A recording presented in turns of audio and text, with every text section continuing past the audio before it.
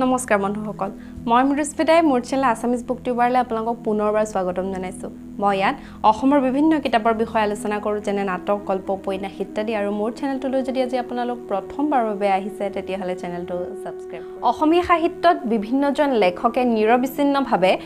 বহুতো সাহিত্য আমাৰ মাজলৈ আগুৱাই লৈ আহিছে আৰু ঠিক কম দিনৰ ভিতৰতে খুব সুন্দৰকৈ অসমীয়া পাঠকৰ মাজত মানে হৃদয় চুই যাব পৰা এজন লেখক তেওঁৰ লেখনিৰে হৃদয় চুই যাব পৰা লেখক তেওঁ হৈছে মণিকুন্তলা ভট্টাচাৰ্য তেওঁ একেধাৰে চুটি গল্পকাৰ কবি উপন্যাসিক তেওঁৰ প্ৰথম উপন্যাসখন হৈছে অৰুন্ধতী 2005 চনত তেখেতে লিখি উলিয়াইছিল আজি মই আপোনালোকক খুব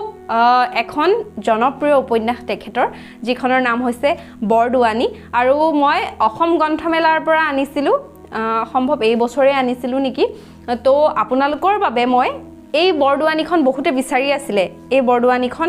আপোনালোকৰ বাবে লৈ আহিছিলো যেতিয়া মই কিনিছিলো মই ভিডিও এটাত হয়তো আগতে আপোনালোকক কৈছো যে লৰাজনে কৈছিলে খুব ভাল উপন্যাস তোমালকে লৈ যোৱা বুলি তো আজি আপোনালোকৰ আগলৈ মই লৈ আহিম borduwani মণিকুন্তলা ভট্টাচাৰ্য এই borduwaniখনৰ দাম মাত্ৰ 190 টকা ষ্টুডেন্টছ টুৰ আৰু খুব ভাল লগা নাৰী কেন্দ্ৰিক এখন উপন্যাস বিশেষকৈ আমি এনেকুৱা অন্তৰীপখনতো পাওঁ নাৰী কেন্দ্ৰিক উপন্যাস আৰু প্ৰায় আমি কিছু ক্ষেত্ৰত আমাৰ সমাজক মানে এনেকুৱা ঘটনা আমাৰ সমাজত থকা কিছুমান ঘটনা এনেকে উপন্যাসৰ জৰিয়তে উপস্থাপন কৰা দেখা যায় আৰু তাৰে এটা খুব সুন্দৰ উদাহৰণ হৈছে আমাৰ borduwani মণিকুন্তলা ভট্টাচাৰ্য আপোনালোকক যদি মই এতিয়া borduwani উপন্যাসখনৰ কাহিনী ভাগলৈ যাব বিচাৰো তেতিয়াহলে মই থুলমুলকে আপোনালোকক কাহিনীটো কওঁ যে প্ৰথম অৱস্থাত বিধৱা মাকৰ 10টা সন্তানৰ 9জনী ছোৱালী আৰু 10 নম্বৰ সন্তানটি হৈছিল পুণ্যধৰৰ বাবে সেই বিধৱা মাকে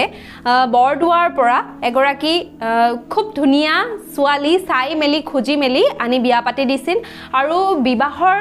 6 নে 4 বছৰ যোৱাৰ পাছতো কোনো সন্তানৰ মুখ নেদেখাৰ বাবে তো পুণ্যধৰৰ মাক চিন্তাত পৰিছিল কিয়নো ভাবিছিল যে নাতি নাতিনী আৰু ঘৰখন উপচি পৰিব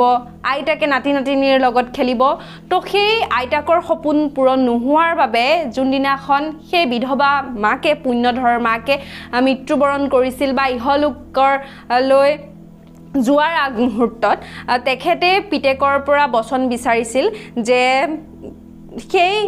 মানে দ্বিতীয় বিবাহ কৰিবলৈ borduwani থাকুতে আৰু এগৰাকী বিয়া পাতিবলৈ তো মাকৰ মৃত্যুৰ পিছত বায়েকহত সকলোৱে লগে ভাগে মানে borduwaniৰ সৈতে borduwaniও আছিল সকলোৱে মিলি হেকুদাংবৰীৰ পৰা ৰেণু নামৰ এগৰাকী দ্বিতীয় পত্নী পুণ্যধৰৰ কাৰণে লৈ অহা হৈছিল আৰু এইখিনিতে মই কওঁ যে প্ৰথম অৱস্থাত কিন্তু দ্বিতীয় পত্নীৰ মৰ্যাদা পুণ্যধৰে ৰেণুক দিয়া নাছিল borduwaniৰ কথা মতে তেওঁলোকে সেই সংসাৰখন আগুৱাই লৈ যাবলৈ ইচ্ছা প্ৰকাশ কৰিছিল পুণ্যধৰে তাৰ পাছতে পুণ্যধৰৰ দ্বিতীয় পত্নীৰ মানে ৰেণুৰ দুটা সন্তান হয় সেই সন্তানৰ সময়তে তেওঁলোকৰ উপন্যাসখনৰ মাজে তেওঁলোকে বহুতখিনি কথা মানে আমাৰ পাঠকক দিয়ে তো কান্তা আৰু লক্ষ্য নামৰ দুটা সন্তান হয় তেওঁলোকৰ আৰু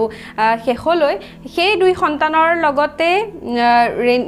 ৰেণু থাকাৰ উপৰিও মানে borduwani খুব ভাল হয় তো লাহে লাহে ঘটনাক্ৰমে লক্ষ্যৰ কোনবা ক্ষেত্ৰত লাষ্টৰ ফাললৈ মৃত্যু হৈ যায় আৰু borduwani আৰু লক্ষ্যৰ এটা যি সম্বন্ধ কিতাপখনত খুব ধুনীয়াকৈ দেখুওৱা সেই পামৰ দায়িত্ব বা কিবা দায়িত্ব borduwaniয়ে সকলোখিনি মূৰ পাতি লয় আৰু লক্ষ্যৰ বাবে যিবোৰ সপোন দেখিছিলে borduwaniয়ে সেই সপোন বৰ্তমান কান্তা মানে পুণ্যধৰৰ ছোৱালীজনীক লৈ পেলাই দেখিবলৈ borduwaniয়ে আৰম্ভ কৰিছে আৰু সেইখিনি ক্ষেত্ৰতে শেষ হোৱা দেখা যায় আমাৰ উপন্যাসখনৰ খুব এক ধুনীয়া উপন্যাস সামাজিক উপন্যাস ক'বলৈ গ'লে আপোনালোকে এইখন উপন্যাস পঢ়িব পাৰে আসলতে এই উপন্যাসখনত খুব এক ধুনীয়া অসমীয়া এক নিতুল কাহিনী সামাজিক জীৱনৰ ওপৰত পৰিলক্ষিত কৰি পেলাই এগৰাকী বন্ধা নাৰী যিগৰাকী নাৰী আমাৰ সমাজত প্ৰায় লেই চাই টাইপৰ ধৰণে হয় কিয়নো মানুহে হয়তো দেখাই সেইটো কাম নকৰে কিন্তু ভিতৰি সেইজনী মানুহক মানুহে অকমান পুতৰ চকুৰে চাই তো তেনেকুৱা এক কাহিনী বা এগৰাকী নাৰীক লৈ পেলাই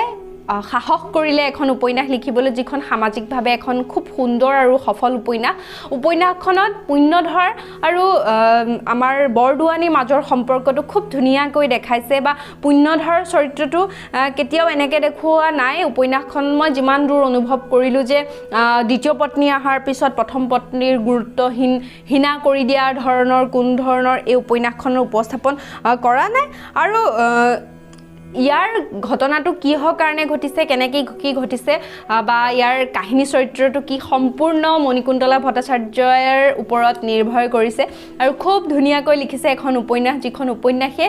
অসমীয়া পাঠকৰ হৃদয় চুই যাবলৈ চেষ্টা কৰিছে। আৰু মই কৈছোঁ যে এনেকুৱা উপন্যাসবোৰে আমাক খুব সাহস দিয়ে, যিবোৰ উপন্যাসে আমাক মটিভেশ্যন কৰে, এনেকুৱা যে সকলো হেৰাই যোৱাৰ পাছতো যে জীৱনত কিবা এটা থাকে। আৰু জীৱনত কেতিয়াও কয় নহয় ভগৱানে যে চবফালে দৰ্জাকেইখন বন্ধ কৰিলে এখন দৰ্জা নিশ্চয়কৈ খোলা থাকে। ঠিক উপন্যাসখনৰ শেষৰ ভাগলৈও মই সেইটোৱে দেখিলোঁ যে জীয়াই থাকিবলৈ মানুহক সৰু কাৰণ এটা লাগে, মৃত্যুটো খুব সহজ। বৰ্তমান শেষত যদি মই আপোনালোকক গোটেই উপন্যাসখনৰ এটা সামগ্ৰিক টোকা আপোনালোকক মই কওঁ, তেতিয়াহ'লে গোটেই উপন্যাসখনে নাৰীক খুব ধুনীয়াকৈ উপস্থাপন কৰি লিখা বৰদুৱাৰ এগৰাকী নাৰী চৰিত্ৰ, যাৰ ঘৰ বৰদুৱা। আৰু উপন্যাসখনৰ মাজে মাজে বৰদুৱানীৰ নামটো কিন্তু উল্লেখ আছে, আপোনালোকে পঢ়িলে গম পাব। আৰু তাৰ পাছতে মই কওঁ যে প্ৰত্যেকটো চৰিত্ৰ সমভাৱে খুব নিতুল কাহিনী বিন্যাসেৰে আমাৰ আগত উপস্থাপন কৰিছে উপন্যাসখনত। চৰিত্ৰসমূহ খুব ধুনীয়াকৈ ফুটাই উঠাইছে। পুণ্যধৰ হওক, ৰেণুমাই হওক বা শাহুৱেক, এনেকুৱা যিকোনো ধৰণৰ চৰিত্ৰসমূহ খুব ধুনীয়াকৈ স্পষ্টকৈ আমি বুজি পাব পৰাকৈ লিখা হৈছে। যে বৰদুৱানী চৰিত্ৰটো খুব ধুনীয়াকৈ আমাৰ ওচৰত স্পষ্টকৈ আছে যে বৰদুৱানী সাহসী, উদাৰ বা প্ৰেমিকা, নিষ্ঠাৰে পত্নী ধৰ্ম পালন কৰিছে আৰু খুব সাহসেৰে জীৱনটো আগুৱাই লৈ গৈছে। আৰু এখন পজিটিভ মেছেজ দিয়া এখন খুব ধুনীয়া উপন্যাস। আপোনালোকে পঢ়িব বুলি আশা কৰি মই মৃদুস্মিতাই আজি মোৰ চেনেলৰ পৰা বিদায় মাগিছোঁ। নমস্কাৰ, ধন্যবাদ।